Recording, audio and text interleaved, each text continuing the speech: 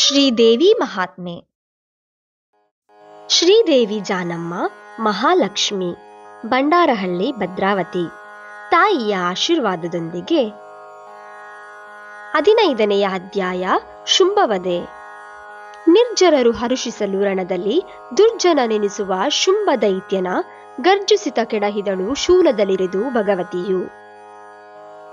ಶುಂಭಾಸುರನು ತನ್ನ ತಮ್ಮನು ಸಾವನ್ನಪ್ಪಿದ ಮೇಲೆ ಕೋಪ ದುಃಖಗಳಿಂದ, ತಮ್ಮ, ನೀನಿಲ್ಲದ ಈ ರಾಜ್ಯ ಯಾರಿಗೆ ಬೇಕು? ನಿನ್ನನ್ನು ಕೊಂದ ಆ ಸ್ತ್ರೀಯ ಮೇಲೆ ಸೇಡನ್ನು ತೀರಿಸಿಕೊಳ್ಳುತ್ತೇನೆ ಎಂದು ರೋಧಿಸುತ್ತಾ ಅವನ ಶವವನ್ನು ಹಪ್ಪಿಕೊಂಡು ದೇವಿಯ ಮೇಲಿನ ರೋಷದಿಂದ ಹಲ್ಲು ಕಡಿದನು. ದೇವಿಯು ನಸುನಗುತ್ತಾ, ಮೂರ್ಖನೇ, ನಾನು ಯಾರನ್ನೂ ಕೊಲ್ಲುವುದಿಲ್ಲ. ಜಗತ್ತು ನನ್ನಿಂದಲೇ ಜನಿಸಿ ನನ್ನಲ್ಲೇ ಲೀನವಾಗುತ್ತದೆ ಎಂದಳು. ಶುಂಭನು ಕೋಪದಿಂದ ಕೆಂಡವಾಗಿ ದೇವಿಯ ಮೇಲೆ ಬಾಣಗಳ ಸುರಿಮಳೆಯನ್ನೇ ಸುರಿಸಿದನು. 3 ಲೋಕಗಳು ಭಯದಿಂದ ಕಂಪಿಸಿತು. ಶುಂಭಾಸುರ ದೇವಿಯರ ಯುದ್ಧವು ವರ್ಣನಾತೀತವಾಗಿತ್ತು. ರಾಕ್ಷಸನು ಭಯಂಕರವಾಗಿ ಗರ್ಜಿಸಿದನು.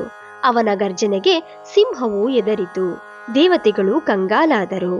ತ್ರಿಮೂರ್ತಿಗಳು ಭಯಭೀತರಾದರು. ಶುಂಭನು ಹಿಡಿದ ಶಕ್ತ್ಯಾಯುಧವು ತುಂಬಾ ಭಯಂಕರವಾಗಿತ್ತು. ಅವನು ಅದನ್ನು ದೇವಿಯ ಮೇಲೆ ಪ್ರಯೋಗಿಸಿದನು. ದೇವಿಯು ಅದನ್ನು ತನ್ನ ಸುದರ್ಶನ ಚಕ್ರದಿಂದ ಕತ್ತರಿಸಿ ಹಾಕಿದಳು. ಅವನ ಸೈನ್ಯ ರಥಗಳನ್ನು ನಾಶಪಡಿಸಿದಳು. ದೈತ್ಯನ ಕೋಪವು ಇದರಿಂದ ಹೆಚ್ಚಾಗಿ ಮುದ್ಗರ ಆಯುಧವನ್ನು ಪ್ರಯೋಗಿಸಿದನು. ಹೀಗೆಯೇ ಶೂಲ ತೋಮರಗಳನ್ನು ದೇವಿಯ ಮೇಲೆ ಎಸೆಯಲು ಆಕೆಯು ಅವುಗಳನ್ನು ಒಡನೆಯೇ ತುಂಡರಿಸಿ ಹಾಕಿದಳು.